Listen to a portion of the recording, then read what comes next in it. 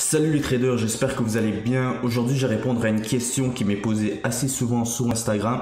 C'est tout simplement comment être plus patient pour prendre ses entrées, comment être plus confiant pour prendre ses entrées. Aujourd'hui, je vais tout simplement vous révéler comment est-ce que je prends mes prises de position.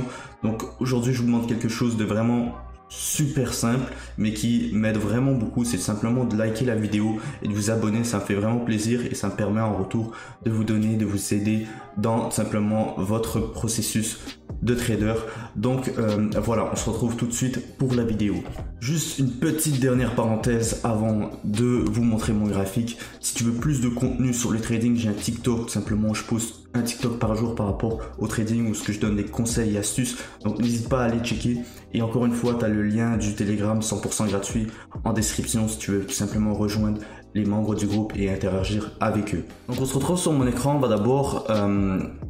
Je vais d'abord vous faire un petit cours théorique pour regarder un peu ce qu'on recherche et par la suite on va donc regarder un exemple concret pratique sur le marché réel. Donc on va procéder en 3 étapes très précises avant de pouvoir prendre notre position. La première sera donc de repérer notre tendance sur le gros time frame. Là on va utiliser le 4 heures pour utiliser notre tendance. Et on va utiliser donc 3 autres time frames qui seront importants, qui auront besoin d'être en corrélation, donc dans la même tendance que notre time frame 4 heures. C'est-à-dire on va utiliser le 4 heures, le 1 heure et le 15 minutes. Ces 3 time frames là seront donc indispensables d'être dans la même direction pour pouvoir passer à l'étape suivante. La deuxième étape, ça sera simplement de planifier son trade, c'est-à-dire de voir où est-ce qu'on voudrait rentrer pour prendre notre position. Et la troisième, bien sûr, ça sera donc de prendre notre position en essayant de chercher donc une confirmation de chandelier ou un pattern, que ça soit n'importe quoi, pour prendre notre position. Donc par exemple, repérons que la tendance est simplement à la baisse, donc on est en train de créer des lower low, lower high, etc. Une fois qu'on a repéré la tendance, comme je vous l'ai dit, c'est de regarder où est-ce qu'on veut rentrer. Donc nous, la parfaite entrée en tant que telle, ce qu'on recherche, le scénario parfait, ça serait de rentrer par exemple sur le dernier point bas juste ici. Une fois qu'on sait qu'on veut rentrer par exemple ici, notre take profit, ça serait par exemple le target ici, donc le dernier point bas. Donc par exemple ici, c'était donc le dernier point bas, on essaie de regarder une forme de rejection, un pattern, confirmation de chandelier pour prendre notre entrée. Et par la suite, on va prendre notre entrée, donc par exemple ici, et on va placer notre stop loss donc juste en bas, juste au-dessus pardon de cette résistance. Et on va placer notre take profit au dernier point, donc bas. Donc voilà en gros ce qu'on va essayer de rechercher sur le marché pour prendre notre position. Donc une question que je vais vous poser qui va vous faire vraiment réfléchir la prochaine fois que vous allez prendre une position, c'est de tout simplement, voilà, par exemple là, on est dans une tendance à la baisse, d'accord. Quelles sont les probabilités que le prix continue de baisser à ce moment ici?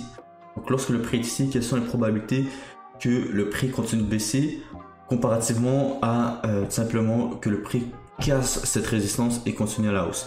Il y a plus de probabilités que le prix continue à baisser, c'est certain.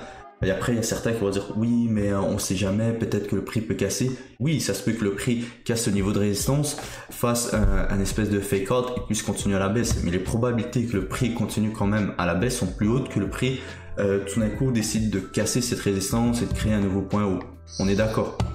Bien évidemment, il y a des fois où vous allez prendre des positions comme celle-ci et tout simplement vous allez perdre. Ça arrive, c'est des choses qui arrivent tout simplement dans le trading. Une stratégie trading, voilà, ça n'a pas 100% de taux de réussite. Vous n'allez pas gagner chacun de vos trades.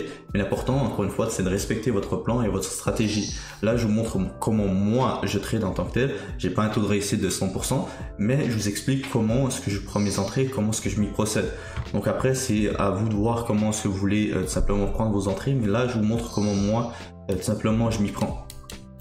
Donc voilà. Donc là, on est en 4 heures. Par exemple, ici, je le vois directement. C'est simplement quelque chose que vous devez éviter de trade. Voilà, quand vous voyez une forme de consolidation comme celle-ci, évitez de trade et attendez soit une cassure à la hausse ou à la baisse pour prendre une position. Donc on va essayer de regarder pour quelque chose de clean en tant que tel. Donc regardons par exemple regardons par exemple ici. Toi ici ça peut être quelque chose de bien, on va se consacrer. On voit que la tendance en 4 heures, vous voyez qu'elle est très à la baisse. Et puis on va repérer par la suite donc les niveaux clés. Les niveaux clés, c'est tout simplement où est-ce que le prix a une réaction en tant que telle. Donc où est-ce que le prix va monter à la hausse, où est-ce que le prix va descendre. Donc là on est à la baisse, donc on essaie de regarder où est-ce que le prix va tout simplement pouvoir descendre.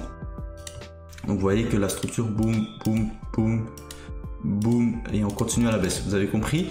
Après ça, on va simplement repérer un niveau clé. Donc par exemple en 4 heures, on voit qu'ici, vous voyez que le prix tout simplement réagit et continue de baisser. Donc ça c'est le scénario. On a repéré notre tendance, on regarde où est-ce que le prix réagit. Donc vous voyez que la dernière fois que le prix a réagi ici, c'était à la hausse et boum, il est reparti à la hausse. Là on a cassé donc sur le dernier point, ce support là. On a vu une forme de réaction et boum, le prix est tout simplement retourné à la baisse. Là on va regarder par exemple 1 heure. Donc c'était ici. Donc vous voyez que le 1 heure actuellement par exemple, il y en a qui vont vouloir prendre des entrées quelque part ici. Vous voyez que là, si on regarde le 1 heure, et même si je descends après en 15 minutes, vous allez voir que des fois il y a des tendances dans des plus petits time frames. Par exemple, le gros time frame de 4 heures est à la baisse, par exemple le 15 minutes va être à la hausse. Et là, ce qu'il faut faire attention, ce que je répète, c'est d'attendre que les 3 time frames, donc le 4 heures, 1 heure, 15 minutes, soient simplement à la baisse. Donc là, on a repéré par exemple un niveau de résistance, on voit des formes de réjection. On voit que ici, bon, on voit que par exemple il y a un nouveau point haut qui se fait par rapport ici, ok. Donc par exemple, on peut regarder à pouvoir vendre ici lorsqu'on aura cassé ce niveau de support en 1 heure. Donc on sait qu'on est à la baisse en 4 heures. On sait que maintenant, une fois qu'on a cassé ici, on est à la baisse en simplement 1 heure. On voit que ce niveau de support 1 heure est cassé et que voilà, on peut voir ici. Par la suite, on voit une forme de réjection. On peut regarder pour un scénario à la baisse. Et par exemple, si on descend en 15 minutes. Bon là il faut que je retourne, il faut que j'essaie de retrouver où est-ce qu'on était.